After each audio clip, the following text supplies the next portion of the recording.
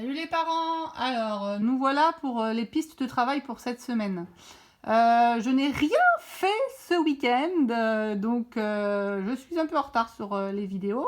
Enfin, quand je dis rien fait, hein, j'ai nettoyé ma terrasse, j'ai écrit mon journal de confinement. Bah ouais, moi aussi j'ai des projets d'écriture. Mais bon, j'ai pas travaillé pour la classe. Donc voilà un peu les pistes de travail pour cette semaine. Le journal, il va arriver un peu plus tard du coup aussi, hein, je l'ai pas fait.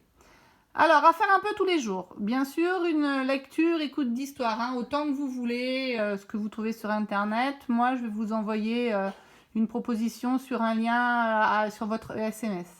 Un projet d'écriture, donc un écrit-lire. Choisir un destinataire, réfléchir à ce qu'on va écrire. Écrire en disant à haute voix ce qu'on est en train d'écrire, ça s'appelle une dictée à l'adulte. Donc soit l'enfant il fait un dessin, soit vous écrivez aux grands-parents, au journal, soit vous avez fait une cuisine, une recette, vous en parlez. Voilà. Et après un autre exercice qui est s'entraîner à écrire le texte de son choix avec des lettres mobiles. Donc ça, il y a une vidéo qui va arriver. Ou à la main, mais seulement pour les enfants qui savent que ça plaît d'écrire au crayon. Mais par contre, voilà, si vous pouvez faire attention à la tenue, moi, c'est mieux pour qu'ils n'aient pas des mauvaises habitudes. Des exercices de motricité fine vers la tenue et l'utilisation du crayon, donc la sonnette, un jeu du bouchon, et bien sûr de la pâte à sel, du bricolage, du jardinage ou toute activité utilisant les mains.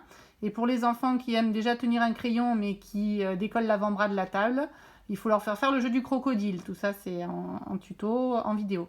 Et là, j'ai mis un petit encadré pour Milina, Nidal et peut-être Nelia, parce que je sais qu'elle tient bien son crayon, mais j'ai pas vu. En tout cas, pour tous les enfants qui tiennent leur crayon correctement et de manière tonique et souple à la fois. Donc, c'est une vidéo qui va arriver, c'est à faire la fléchette et faire des traits verticaux en bougeant les doigts. Ça, c'est des vidéos qui arrivent. Une activité de mathématiques, donc là je suis plutôt partie pour le début là autour de la construction du nombre dans la vie de tous les jours, donc quand on met la table, quand vous mettez des bouts de pain dans une assiette, ou des exercices plus spécifiques comme dans les vidéos et savoir dire les numéros dans l'ordre, soit avec la frise numérique que vous avez installée si vous avez rempli la mission que je vous avais donnée la semaine dernière, ou à travers des jeux comme cache-cache ou en motricité avant un départ, 1, 2, 3, 4, enfin voilà, quoi, on compte les pas, des choses comme ça. Le défi du jour, chasse aux formes, trouve tous les cercles dans la maison et fais une œuvre pour mettre dans le journal d'école. Motricité, tiens, j'ai pas mis en gras, faut que je vous trouve des trucs, mais la grande sportive remet ça à plus tard.